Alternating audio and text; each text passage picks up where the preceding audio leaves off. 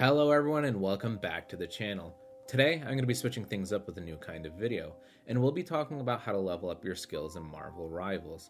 I've seen a lot of people mentioning that they're stuck in bronze and other lower ranks, and they're having trouble climbing out. So I wanted to share some of my tips from my own experience. I've been playing Marvel Rivals a lot recently and just hit Grandmaster by solo queuing. This was a pretty good milestone for me to sit down and pass on some of the game knowledge that I picked up throughout my experience. Well, with that being said, let's jump right into the video. Communicate with your team and play as a team. This isn't Call of Duty where you can just run off and fight whoever you want.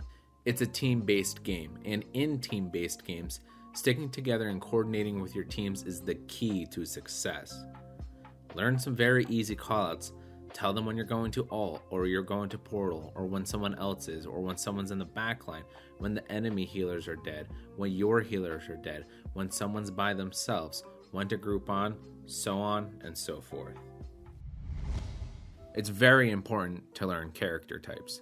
The first types we're going to go over is hit scan versus projectile characters. Hit scan characters use weapons or abilities where the shot immediately hits its target without any travel time. In other words, as soon as you fire, the game calculates the shot and applies the damage if it hits something. There's no lead time, there's no need to predict where the enemy target will be because the shot essentially travels instantaneously.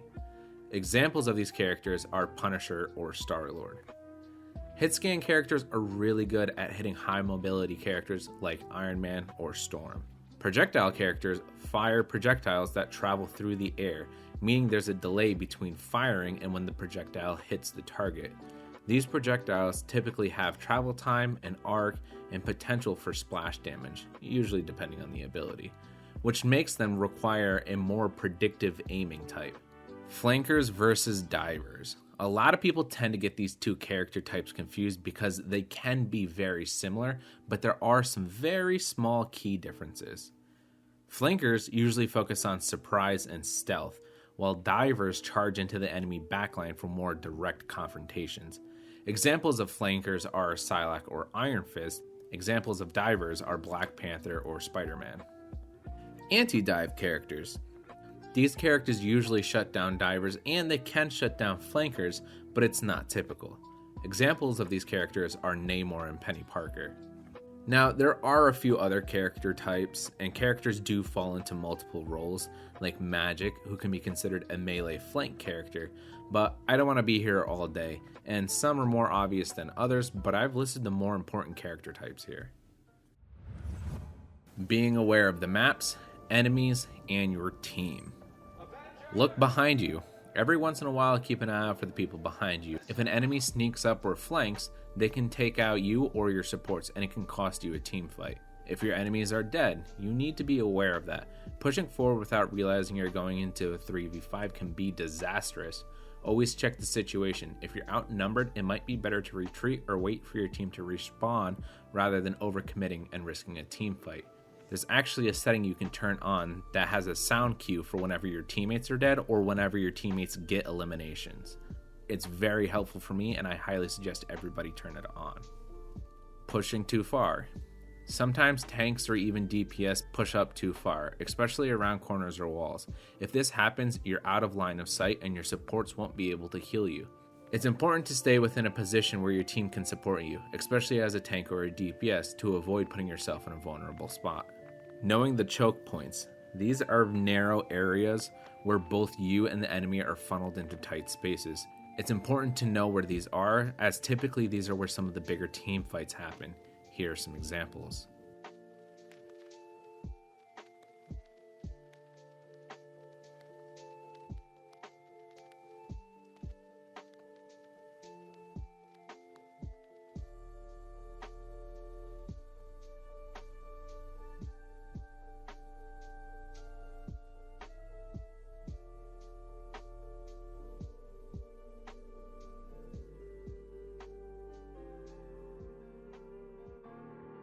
Knowing where the health packs are.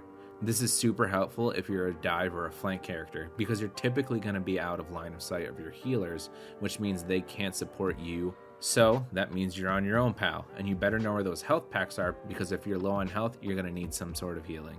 Knowing where the high grounds are. DPS characters are usually positioned on high ground, as it's typically an advantage that gives better sight lines and it's harder for enemies to hit you. Typically someone will need to dive to a high ground in order to take you out. Knowing the flanks. Flanking is a critical aspect of any hero shooter because it allows you to outmaneuver the enemy and disrupt their positioning. Mastering flanking routes lets you bypass the enemy's front line and attack from unexpected angles. Explore the map and learn the flank routes. These are usually less than obvious routes that you can take to get behind the enemy. Timing is everything when flanking. A good flank can catch enemies off guard, but a bad flank can get you surrounded. Make sure your team is distracting the enemy or pushing forward before you make your move, so that the enemy is focused on them and not you. Learning the flank routes not only gives you an advantage when you're the one flanking, but it also makes you more aware of the enemy's movement and lets you deny them the same advantage. By recognizing these paths and understanding how the enemy might use them, you can position yourself to counter their flanks before they even get a chance to execute them. Knowing where the pits and ledges are. Avoid falling to your death. Yes, you might see this in lower lobbies, but trust me, I've seen them in GM and Diamond lobbies too. People get too caught up in the action and they'll accidentally fall off the map. Knowing where the dangerous areas are in the map is also very important. For example, if you're playing on the Winter Soldier Factory, avoid this side of the map. Why? Because Spider-Man, Invisible Woman, or Wolverine can very easily push or pull you off the map. However, if you're playing these characters, it might be smart to position over here so you can take advantage of that death pit. Knowing where to place deployables, and even Doctor Strange portals gives you a lot of tactical options, but when and where you place them is the key to maximizing their potential. By learning where to position your deployables, like high grounds and behind cover, you can increase your team's survivability, control space, and pressure the enemy much better. Lastly, watch some pros and see what they do. See where they place the Penny Parker nest, or the Rocket Res, or even where Spider-Man can pull people. Positioning and playing with your team. Positioning is key for each role. Tanks should be at the front, blocking damage, creating space, and engaging with the enemy. Supports typically need to be in the back where they can see everyone and provide healing or utility. DPS usually work best in the middle or flanking, where they can deal damage while staying in a good position to capitalize on the fight. This kind of goes back to the previous section, but once you learn the maps, you'll be able to position better, like DPS taking high ground, off angles, or even a flank route. Staying with your team. Staggering happens frequently, especially at the lower ranks. Players often want to jump right back into the fight, but 99% of the time, it's much better to just wait and stick with your team. A 6v6 is a fair fight, but a 2v6 is not. Even when playing with your team, it's important to pay attention and to observe on what's happening. It's very easy for the team to get split up during a team fight, and when that happens, the supports are forced to pick and choose which fights to heal. Ultimately, this can lead to people dying and the fights being lost. Knowing when and how to take space. This section is typically aimed more at tanks, but the other roles, if you play the other roles, take it with a grain of salt. Knowing when and how to take and control space is crucial. If the enemy team is down supports, that's your cue to push up and take advantage of their lack of healing. Similarly, if they're down a tank, it's a good opportunity to push forward as their front line is weakened. Seizing these moments can help you gain control and put pressure on the enemy team.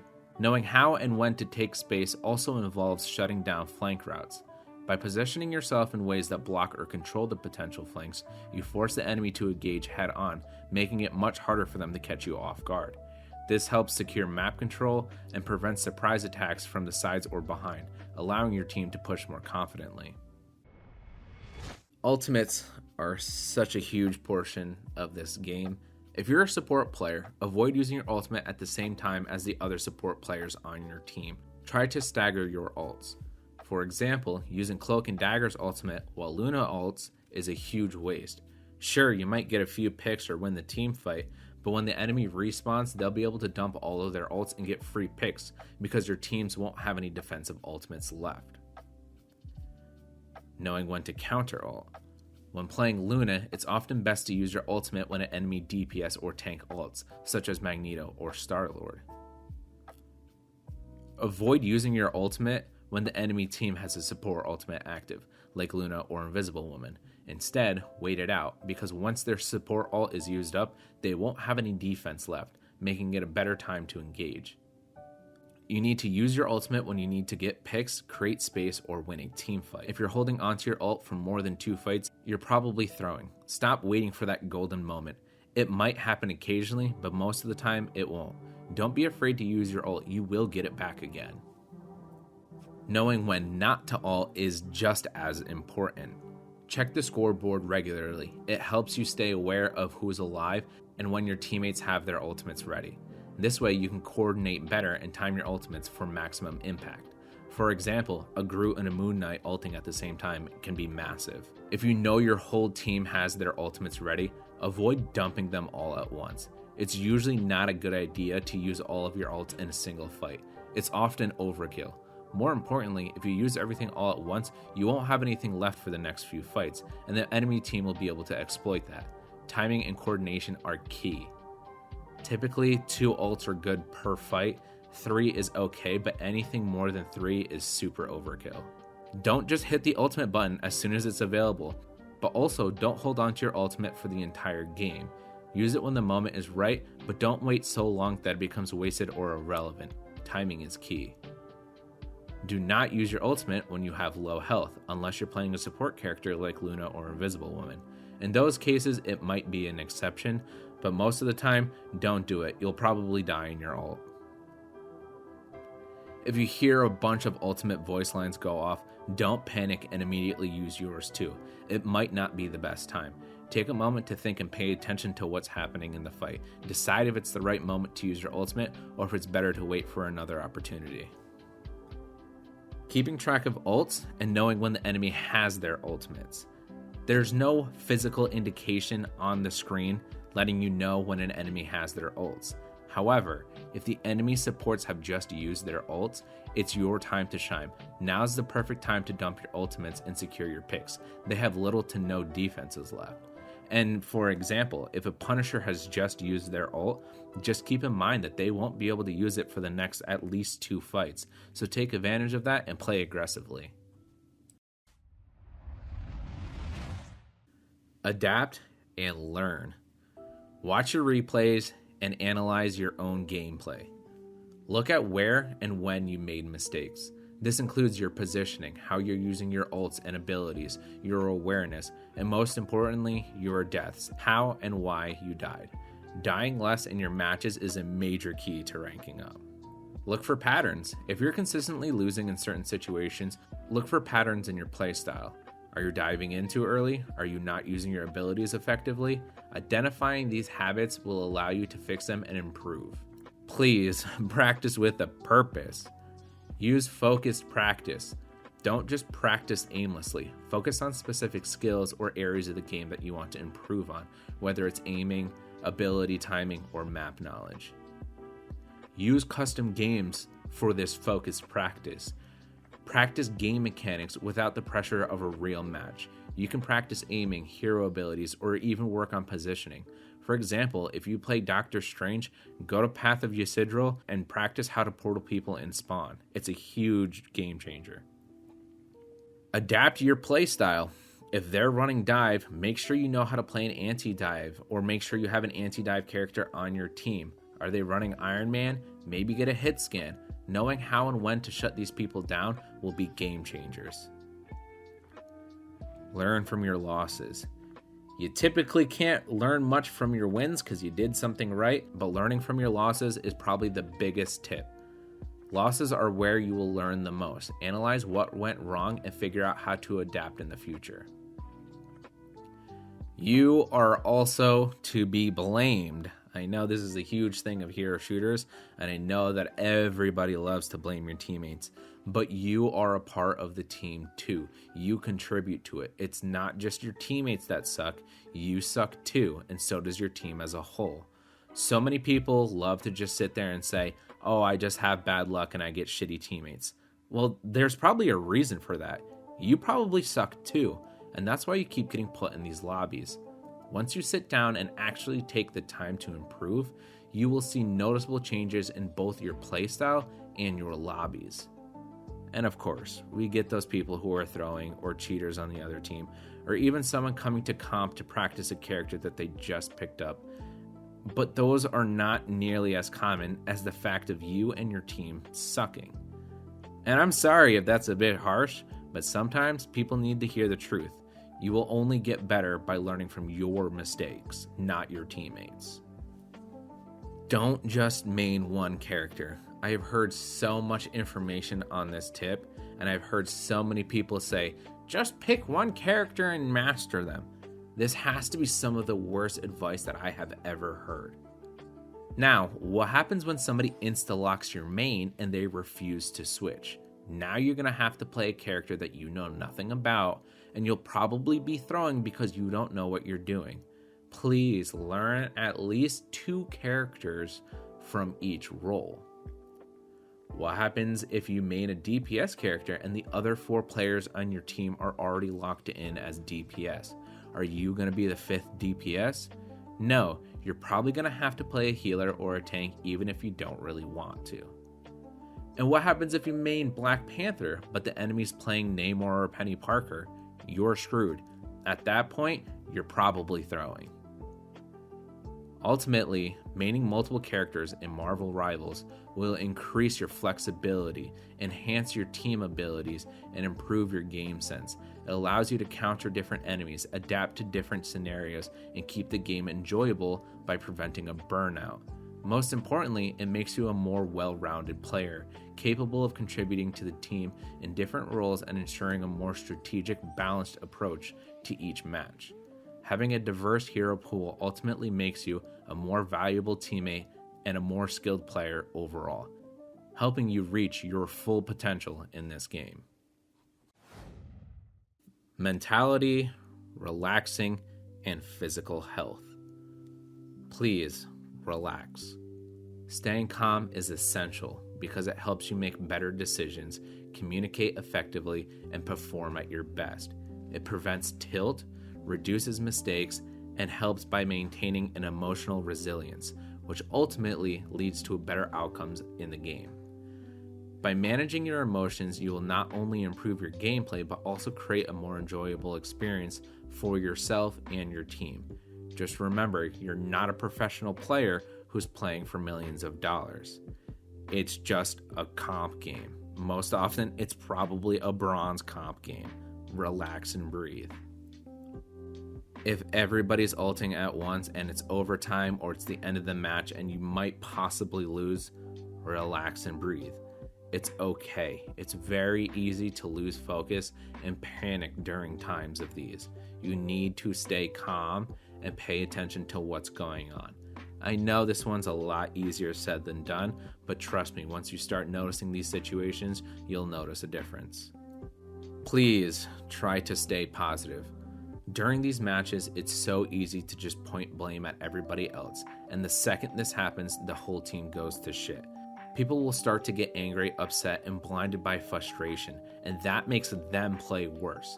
Sometimes people just have a bad game, and you will too. There's no need to blame them. Sometimes you really just need to know when to stop playing the game. If you're on a losing streak, get off the game, bro. Your mental's probably shot, and you don't even realize it. Stop chasing the dragon because you're not gonna get it. I typically get off after 3 losses, go outside, touch some grass, take a shower, come back later or the next day. I promise you will do much better.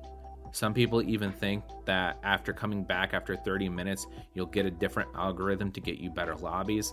I can't quite say that's true, but I do know that at least taking a little bit of a break will definitely help you for the next match. Please try to stay physically healthy. Try to get some exercise in. Go run, go to the gym, go take a walk, do whatever you have to do. Be healthy. Don't eat candy, sugar, or foods that are bad for you all the time. It's not going to help. Obviously, you can treat yourself once in a while, but trust me, the healthier you are, the more you work out, the more exercise you get, the better mentality you'll have, and the better you'll be at playing these games. And lastly, learn more. Don't just watch this video and think that you're going to be amazing the next day. You need to actually take all of these things and you need to apply them. Take a step back, watch some more videos, look up some more guides, and most importantly, learn to distinguish between bad advice and good advice. Experiment on your own and see what works best. Everybody's different, so what works for me might not be the best for you. Oh, and if you happen to like the new content, subscribe and leave a comment letting me know that you guys really enjoy this type of content, and I'll make more. That's about all I got for you guys today. If I happen to miss anything, please let me know so that maybe I can make an updated version of this video in the future. Well, with all that being said, I hope you all have a wonderful day today.